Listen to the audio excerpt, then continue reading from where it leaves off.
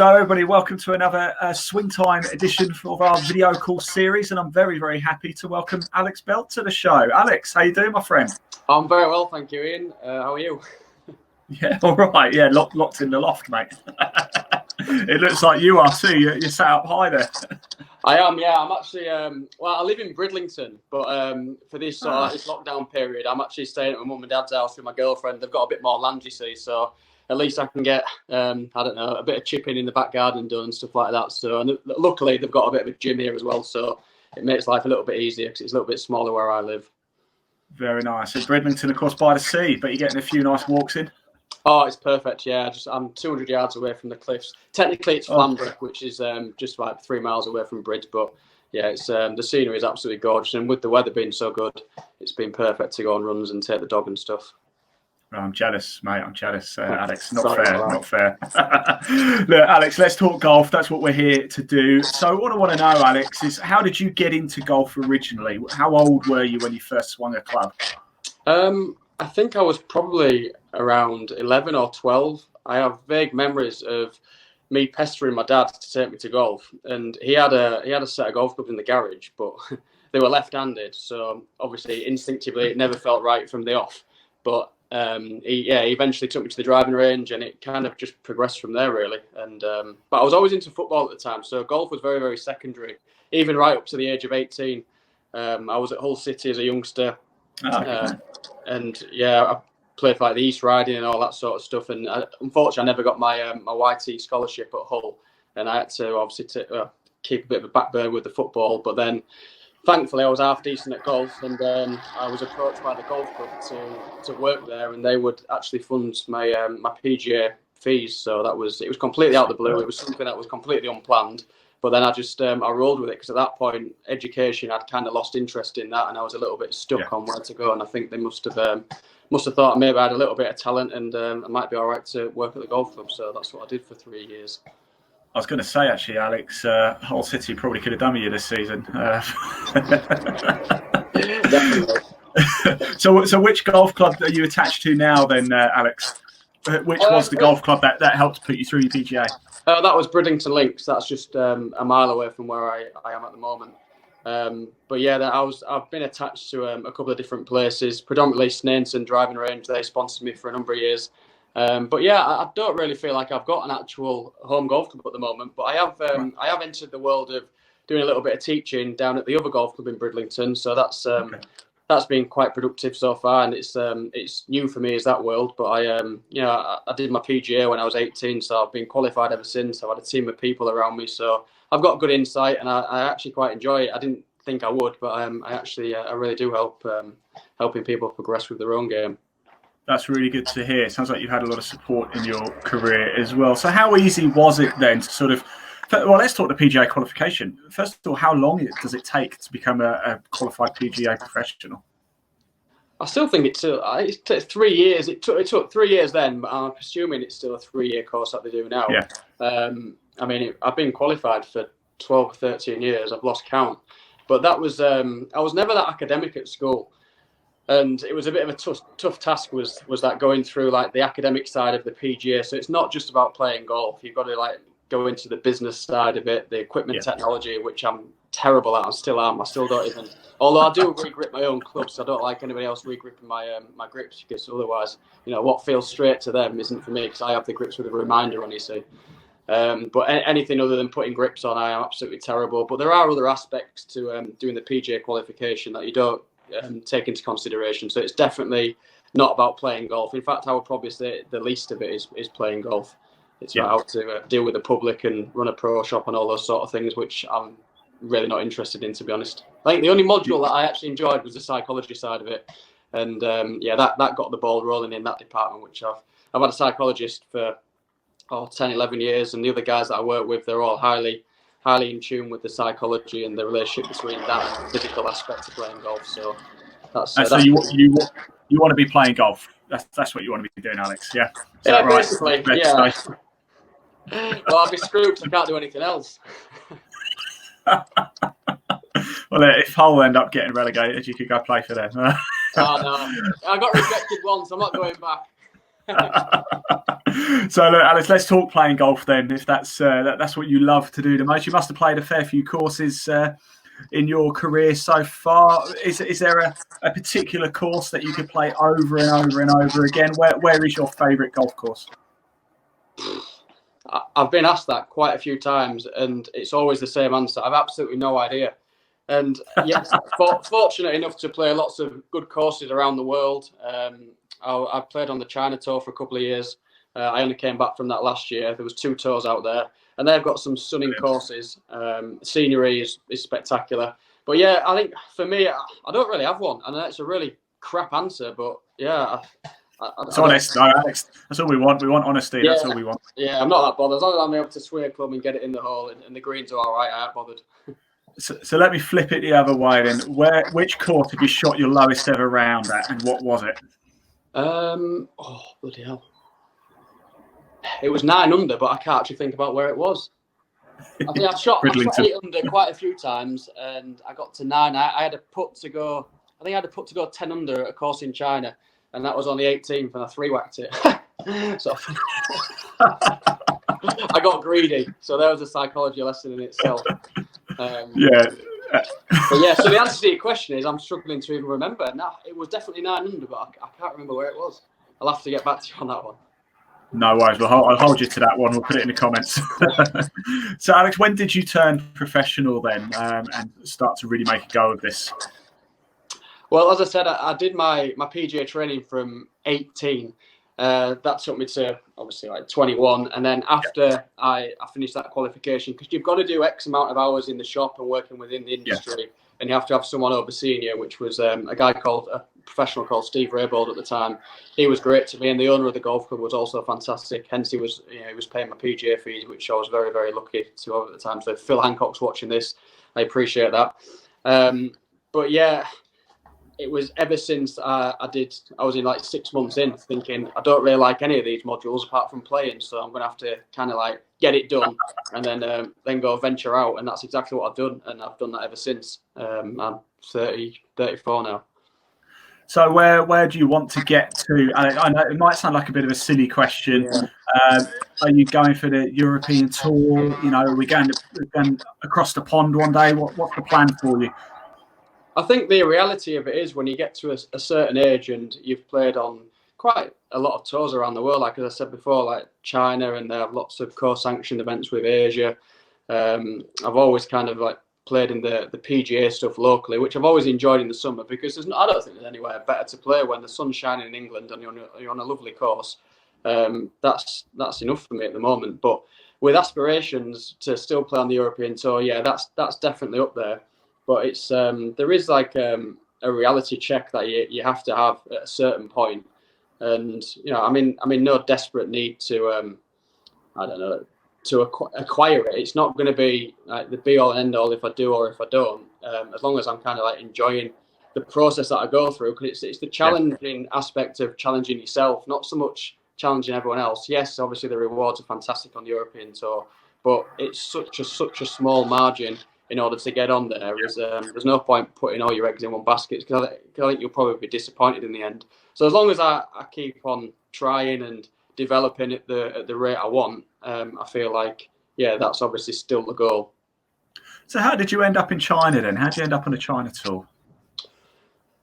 Well, that's a good question. China's a funny place, and it's probably why I only lasted 2 years. I mean, I still had the card last year, and I played 2 events, and I just thought I can't do it anymore. It's such a culture shock. Really? Yeah, that everything about the place is completely different to what we're used to. Even the food. Well, obviously the food, but I'm a fussy eater as it is. It's not like a Chinese takeaway over here, is it? Oh, honestly, it was changing my biology by eating what was put in front of me. Because sometimes these places where we were in the middle of nowhere, and it was very, very remote. So their idea of what Western food was on the menu is definitely not Western food. Like, for example, I ordered a pizza once, and it came with apples and oranges on it. It was just the most disgusting thing I've ever seen.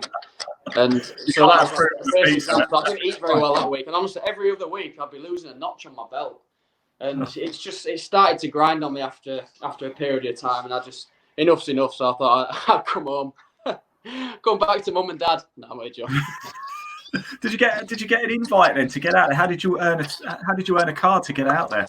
No, sorry, I suppose I didn't really answer your first question there. It was Callum Tarrant and Mike Skelton, who I've known for a long time. They were out there the previous year to me. I noticed that they were doing quite well. The prize funds were, I think, maybe double to what we're used to playing on, like the likes of the Euro Pro. There was a consistent prize fund as well, which was good. And obviously, opportunities to play on the Asian Tour and the Challenge Tour, which I did for the 2 years. And yeah, I ended up going to the qualifying school, got my card. I think I finished maybe 10th. I was top 15 out of about 100 got the card. So, it wasn't an easy thing to do, but it was definitely a memory that serves me. I still don't know whether it serves me in a good way or not, but I'll maybe reflect on that in about 30 years' time when I'm sat on my armchair. I've got a feeling, Alex, you're going to look back at that one day and think, yeah, that was a great experience. I might not have thought it at the time, but definitely in the future, you'll think, yeah, I'm glad I did that.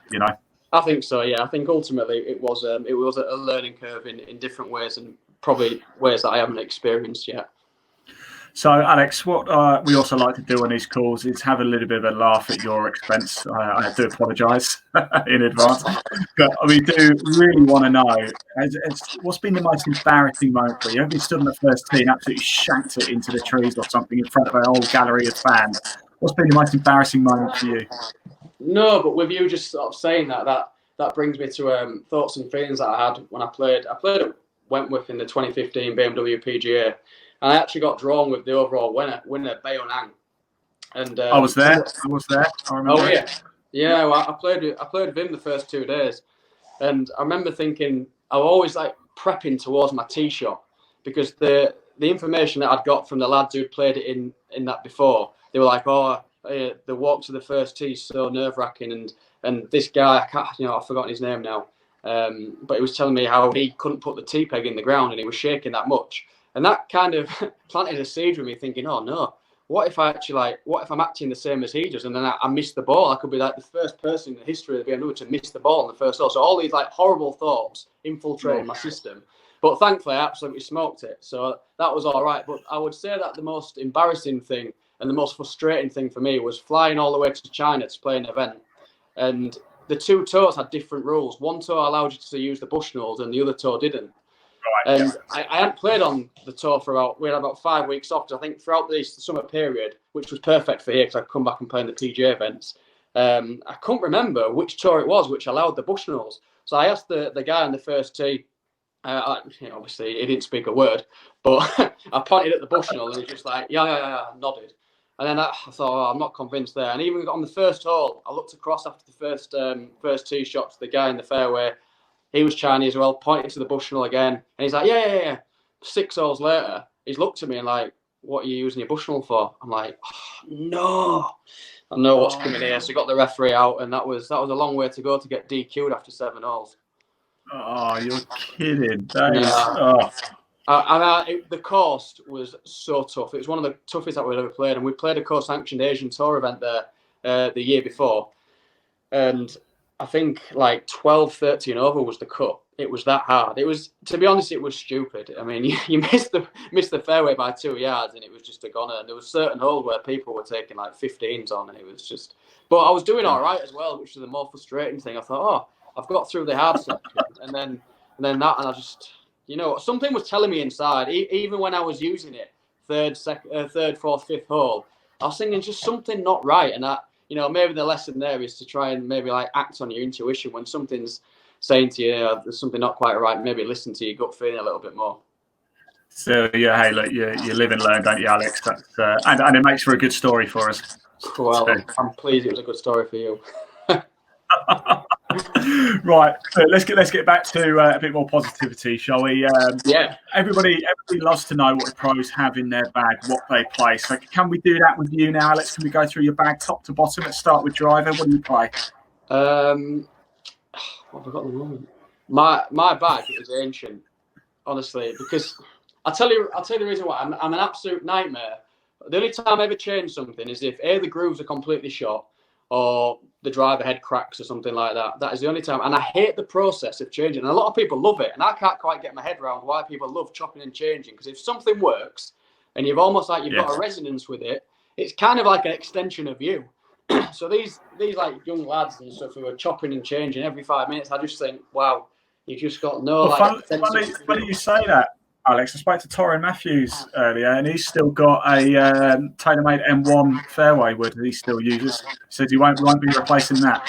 Well, I've got the M1 driver, and I'm trying to get the Callaway Epic into the bag, but there's just something not quite right with it. And when we don't have that luxury of being on a tow van where you can chop and change, and you've got it at your own disposal to a certain extent. It's difficult because you get sent one club, and if that's not right, because you're not in a position of like any authority or you're not under any contracts, you can't say, right, I want 3 different heads to test. Like Tiger does with his clubs. He'd have like 7 or 8 of the same heads, and then he would find the one that's right. So even though they're all technically the same, well, actually, no, technically they're not the same, but they are, like, in terms of its appearance, like with it, whether it says 9 or 10 degrees on the head, there's a tolerance with all of them. They all react a little bit different as well. So that's the thing that I find quite interesting about the club situation. I've got clubs at the moment which, I'm trying to use the Callaway stuff, and I think I will eventually because the grooves on my Nike irons are just absolutely shot. So, wow, you're playing Nike irons. I am, yeah. So I'm still old school, really. So how, Alex, this is always interesting. How do you go through the process then of getting new clubs for yourself? Do you just visit your local pro shop, or how do you do it? Do you contact the brands directly, or? Yeah, I've got a really good contact within Callaway, without naming any names, and he's always helped me out with that aspect of it. But then on other occasions, I will go and use a company down south called Golf Principles. Jason down there, he's always fitted my my clubs, and he knows exactly what specs I want and what I need. And he has like almost like an artist's form of fitting somebody. It's different to something I've ever seen before, where he's very passionate and he's very sort of knowledgeable about different shafts, and he's got a very, very good eye. So I trust him completely, and I think that's really important for people having a club fitting is to get someone who really knows the stuff, because anybody can get a club fitting cart and self-confess or propose to be some sort of club builder or club fitter when they've had no real knowledge of it, in all honesty.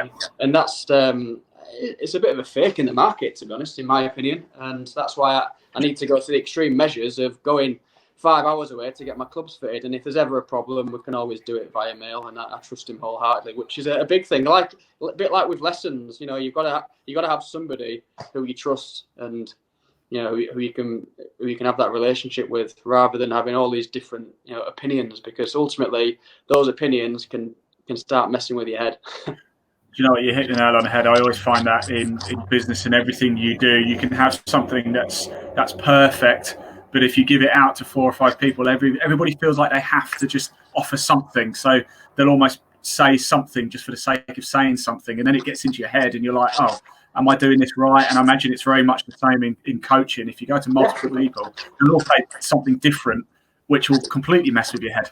Definitely. And I think that everybody's got an opinion on what they think is right and wrong. But let's not forget, let's go back to very, very basics. When golf was first invented, golf was there before tuition was there. And over the years, with the technological advances with the likes of TrackMan and all these sort of devices, have then rewritten the ball flight laws. So, the game is evolving. The way that it's being taught is evolving. And I think that there's too many sort of coaches who are stuck in the old ways of teaching mechanics in such a mechanical way that it kind of screws people, and it screws them in a way where they lose the ability to just kind of react, like kicking a ball or hitting a tennis ball or throwing a ball. You kind of you're reacting to it, and you're using the natural forces, and no one's really telling you what to do. You're doing it because you want to do it, and it's play-like. Whereas then, for some reason, when we go down the golfing route, that kind of goes out the window, and we get to the point where we start thinking about what we're doing, whilst or during the act of doing it. And we've all been there. We've all kind of like stood over the ball and we're thinking with our brain, thinking, right, go from position 1 to position 2. And then next thing you know, like that 1.5 seconds has gone. You don't know what you've done. You've hit a crap shot. And ultimately, after you hit a number of crap shots, you think, right, screw this. And you just think, I'm just going to hit it. And when you do that, often you hit a perfect shot and you think, oh, I'm back. And then the cycle slowly but surely starts again. So I think that aspect of coaching is evolving slowly but surely, but there's still a long, long way for it to go. It's certainly a very psychological game, golf, isn't it? And you kind of touched on it there about having people you trust around you. So my next question really, Alex, is I won't keep you too much longer. I appreciate you want to get on with your workout. But we talk about trust and people around you. Is there anybody you'd like to give a particular shout out in your career? I know you've mentioned a couple of people already, but any sponsors, any coaches, anybody who you think deserves a bit of a thank you during your career so far? Yeah, for sure. I've got 5 specific individuals who have helped me along in terms of like the coaching and developmental side of my playing career. That's Dr. Mark Nesty, who's a wonderful psychologist. I've got Andrew Nicholson, who's a fantastic Leadbetter swing coach based in Wynyard. Marcus Bell, who has been absolutely fantastic for me in terms of developing movement, and he's also a golf coach as well, coached me to a very, very highly kind of advanced nature. Nick Middleton, who's the owner of Zen Golf, and back to the question about what's in the bag, I've had Zen putters for 13 years now. I've never used anything different.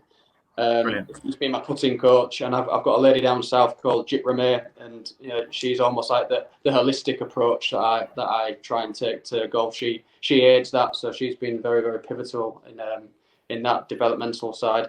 But yeah, and back to the finances, it's very, very difficult in golf to fund yourself, and especially when you're traveling here, there, and everywhere. And I think that sponsors don't get enough credit really, as opposed to getting a logo on the shirt. It's really important to keep them in the loop and be thankful for them. And a big one for me was Sneinton Golf.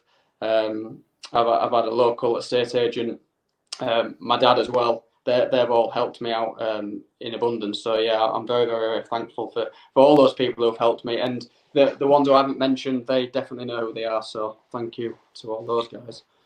Fantastic. Look, Alex could have said it better. Thank you for that. And look, just finally, before we do head off, what's when we do get back to golf, what's your plan for the rest of the year? You're going to do more 2020 Pro Tour events. You tell us what's your plan for the rest of the year. Yeah, I'll definitely play the 2020 Tour events. I've known Chris Hansen for a long time now. I think he's done a fantastic job with the events that he's put on so far. Definitely. And because I kind of knocked China on the head last year, that I've thrown myself under the bus a little bit really with not having a category to play in anything. I've had a Euro Pro win a few years ago, which I don't think that gives me an exemption, but then again that doesn't matter anyway, because obviously that tour's gone kaput for the rest of the year.